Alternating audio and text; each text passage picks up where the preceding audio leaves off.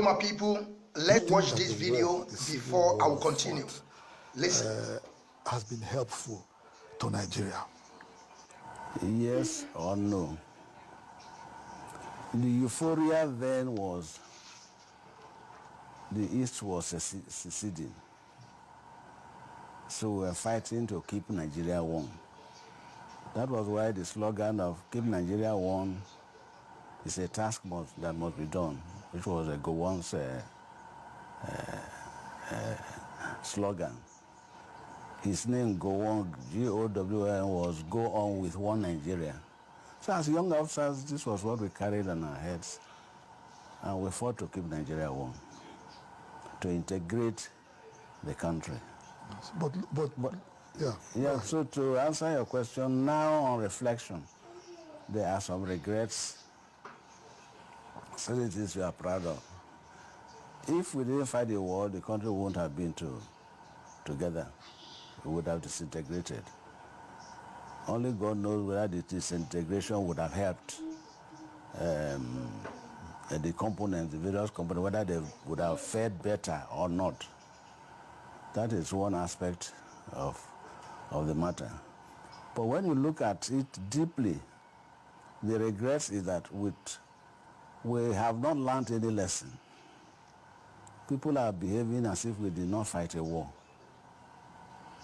And even in government, things that are happening, you begin to find that sectionalism, tribalism is still being entrenched. And so really, things you fought for during the war are not being practiced. But now, in some aspects, we're even more divided than we were then.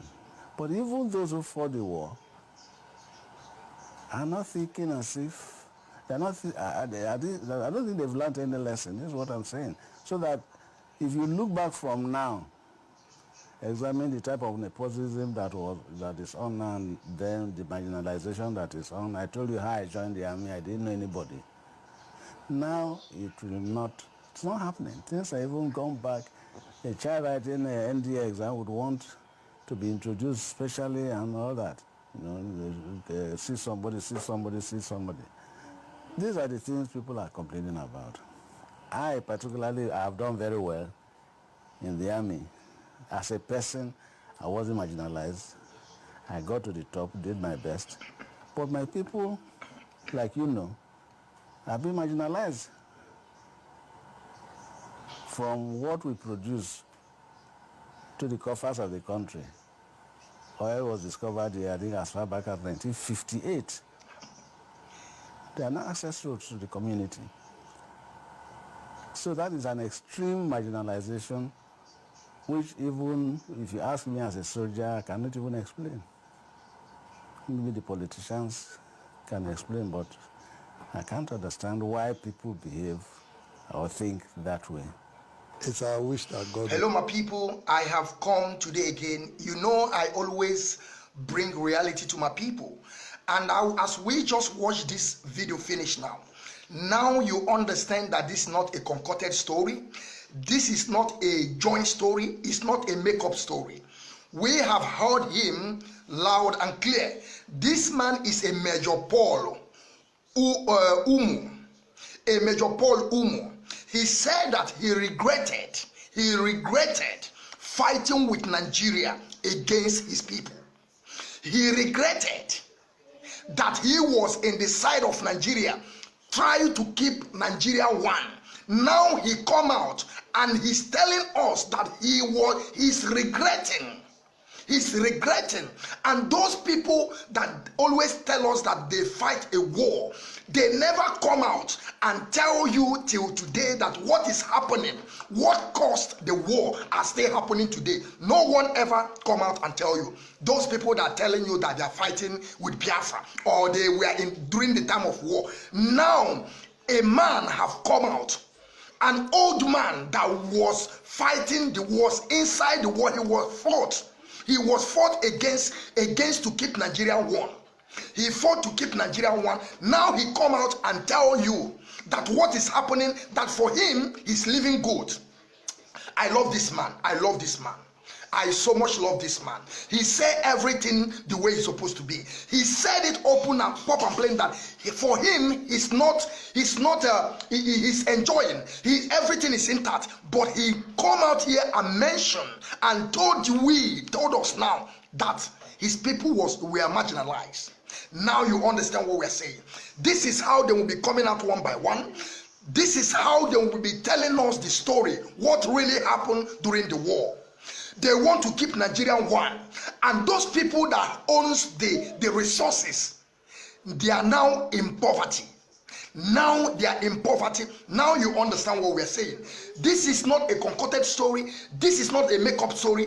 This is a general in army during the war. A general that fighting against his people to fight to keep Nigeria one.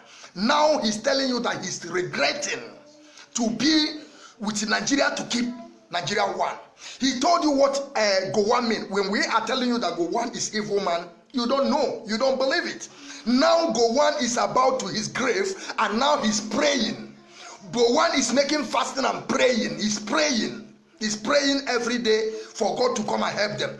When we were telling them they are massacring his people in his own state, in his where he come from, now he's praying to God for God to come and help him.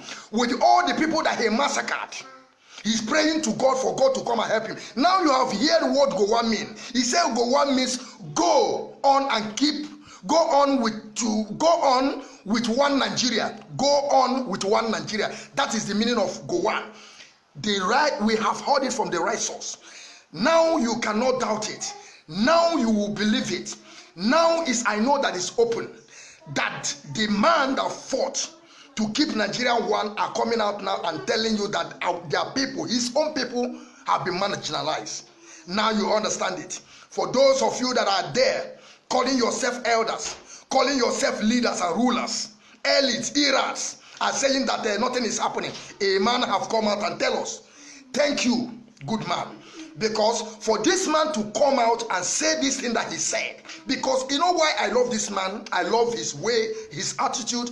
He said that for him, it's not that that poverty get to him, that he's living fine, he's living good, but his own people are dying in poverty. His own people have been marginalized. Now he's regretting. Thank you, our great father. Thank you, good man, for you to come out and tell us this good word of encouragement and very big advice that you are giving to us. Now everybody understand it. Now you understand what we IPOB Mazen Nnamdi Kanu are shouting every day. Now it's clear. This is how I will be bringing reality to my people. Good day and welcome.